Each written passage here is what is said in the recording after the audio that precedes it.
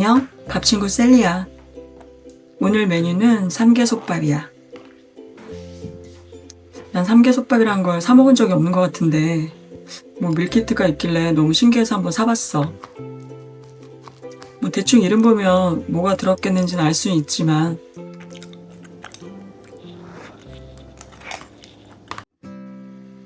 설거지하긴 좀 싫으니까 그냥 용기채 먹으려고.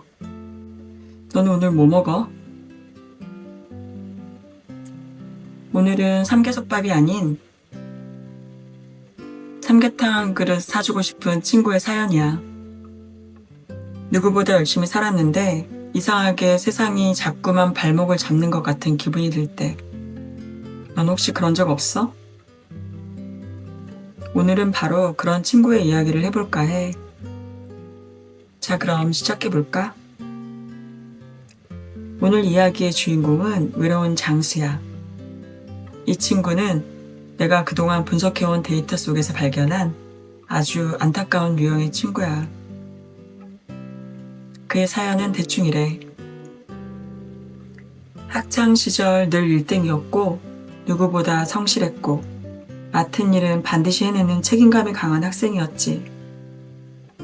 좋은 대학을 나와서 첫 직장에 입사했을 때 그 회사에서 임원이 될 거라고 생각했대. 하지만 임원에 포부까지 있던 친구인데 직장 생활이 순탄하지 않고 늘 이상하게 꼬였다는 거야. 처음 들어간 회사는 장수님이 속한 사업부가 다른 회사에 매각되면서 팀이 공중분해되었고, 능력을 인정받아 옮긴 두 번째 회사는 3년 만에 경제 위기로 대규모 구조조정을 해서 장수님이 맡았던 신규 프로젝트가 가장 먼저 사라졌대. 세 번째 회사는 장수님을 무지 아껴주시던 대표님이 갑작스런 스캔들로 물러나시면서 하루아침에 끈떨어진 연신세가 되어서 퇴사해야만 했다는 스토리야. 참 기구하지?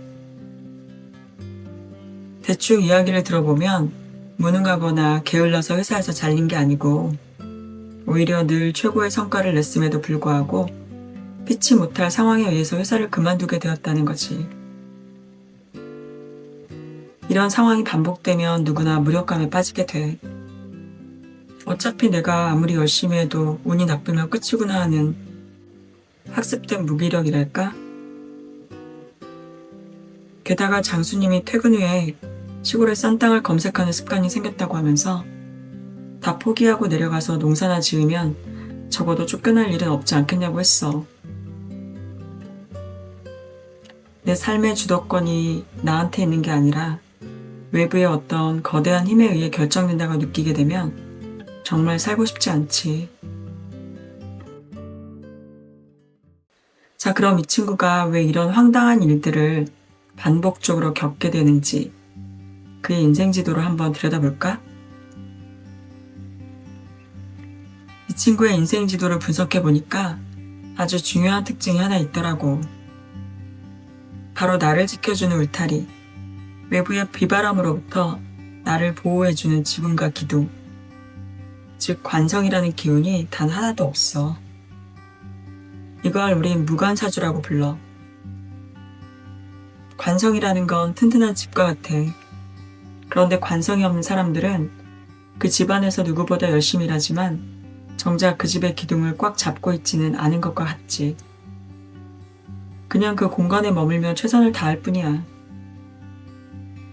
그러다 어느 날 갑자기 거대한 돌풍이나 지진, 예를 들면 뭐 회사의 위기나 CEO의 스캔들 이런 거겠지? 그런 것들이 덮쳐서 집 전체를 뒤흔드는 거야. 이럴 때 기둥을 꽉 잡고 있던 사람들은 어떻게든 버텨낼 수가 있어. 집이 흔들려도 기둥과 함께 있으니까. 하지만 기둥을 잡고 있지 않던 사람은 자신의 의지와는 전혀 상관없이 무너지는 벽에 깔리거나 지붕이 날아가 버려 맨몸으로 비바람 속에 내던져지게 되는 거지. 돌풍은 특정 사람을 미워해서 공격한 게 아니야. 그냥 집 전체를 공격한 건데 그 안에서 가장 보호받지 못하는 위치에 있었던 것 뿐이지. 이게 바로 우리 친구가 겪어온 황당한 스토리의 진짜 이유야. 애초에 우리 외로운 장수님은 남의 집 기둥을 잡고 있을 운명이 아니었던 거지. 그렇다면 이 무관사주는 저주받은 사주일까? 평생 조직에 안착하지 못하고 떠돌아갈 운명이니까 그렇게 생각할 수 있지. 보통 관성이 없다고 하면 사람들은 줏대가 없다거나 직장 운이 평생 나쁘다고 단정해버려. 근데 그건 사주를 대충 알고 하는 소리야. 관성이 없는 사람들은 조직 안에서 이상하게 붕 떠있는 느낌을 받을 수 있는데 그건 능력이 없어서가 아니라 오히려 능력이 너무 뛰어나서 조직의 틀에 맞지 않는 경우가 더 많아. 이런 일들이 계속 생기는 건 너는 남의 울타리 안에서 살 사람이 아니다. 너 자신의 울타리를 직접 세워야 할 위대한 사명을 가졌다는 하늘의 가장 강력한 신호라고 할 수도 있지. 그래서 나는 무관사주를 가진 사람을 GPS 없이 자기만의 지도를 그려나가는 탐험가라고 불러. 정해진 길은 없어서 남들보다 불안하고 외로울 수 있지만 그래서 어디로든 갈 수 있는 무한한 가능성을 가진 사람인 거지. 내가 이 무관사주 패턴을 AI 해리한테 분석시켰더니 진짜 흥미로운 데이터를 하나 찾아냈어. 역사적으로 크게 성공한 사람들 또 예술가들 데이터를 보니까 놀랍게도 상당수가 이 무관사주에 해당하더라고. 안정적인 울타리가 없었으니까 오히려 자기만의 성을 쌓을 수 있었던 거지. 퇴근 후에 나도 모르게 시골의 땅을 검색한다고 했잖아, 장수님이. 그게 바로 친구의 영혼이 운명이 가리키는 진짜 너의 자리이기 때문일지도 몰라. 그 귀농에 대한 꿈은 현실 도피가 아니라 귀향에 가까운 본능이겠지. 자, 이제 대충 방향을 알았잖아? 인생의 불안감이 어디에서 오는지, 그리고 진정으로 가야 할 길이 어디인지를. 사람이 이 마음이 편안한 게 가장 중요하잖아. 이 불안감이 어디에서 오겠어? 미래를 모르는 데에서 오는 거잖아? 또 잘릴지도 모르는 불안감에 힘들다는 우리 외로운 장수님. 이제 내가 어떻게 타고났는지, 나의 인생 지도가 어떤지 대충 알았으니까 이제 마음을 좀 편안하게 먹고 땅만 검색할 게 아니라 한번 주말 농장이라도 경험해보고 시간을 갖고 차분히 준비를 하는 것도 나쁘지 않을 것 같아. 또 분명히 뭔가 이 장수님만의 잘하는 뭔가가 있을 것 같아. 이런 사람들 특징이 재능이 많거든. 모쪼록 앞으로 좋은 일만 생기길 바랄게. 오늘의 분석은 여기까지야. 사실 오늘 이 유튜브 채널을 오픈하고 처음으로 찍는 영상이거든. 이게 오픈 전날 갑자기 인스타그램 연결하는 게 생각나서 3년 전 법인 인스타 계정으로 사용했던 거 막 부랴부랴 찾아보고 생쇼를 했어. 또 아는 사람 누가 볼까봐 잽싸게 전번 연동한 거 꺼놓고 인스타하고 스마트폰하고 양쪽 다 해야 되더라고. 이렇게 아무도 모르게 시작한 거라 내심 걱정이 되긴 했는데, 그리고 뭐 예상대로 나 포함 구독자가 3명인데 댓글이 달린 거야. 근데 그거 보고 내가 순간 소리를 질렀어. 이건 말이 안 되는 거거든.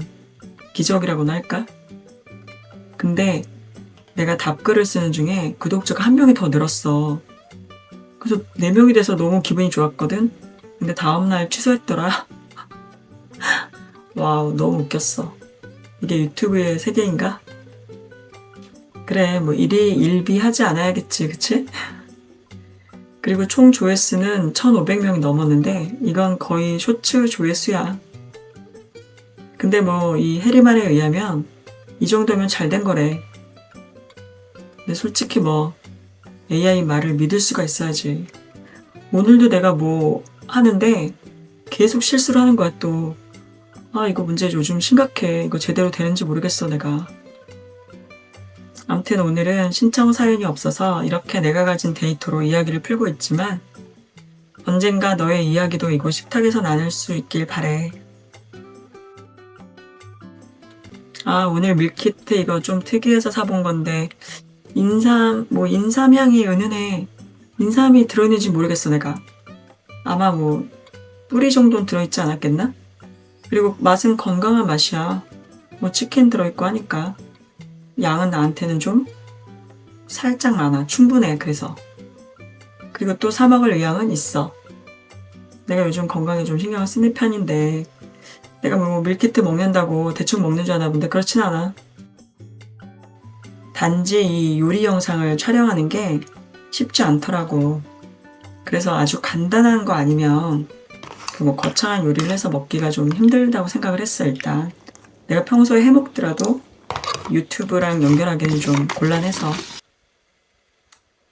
아무튼 오늘 외로운 장수 이야기 어땠어?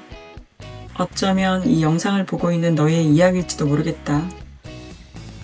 혹시 풀리지 않는 인생의 패턴 때문에 답답하다면 주저하지 말고 아래 더보기란에 있는 구글 폼 링크로 너의 이야기를 보내줘. 다음 식탁의 주인공은 바로 너가 될지 모르잖아? 글솜씨 같은 건 없어도 돼. 내가 잘 다듬어서 할게. 오늘도 한 끼 잘 때웠다. 그럼 다음 주에 너의 이야기와 함께 셀리의 식탁에서 다시 만나게. 그때까지 안녕.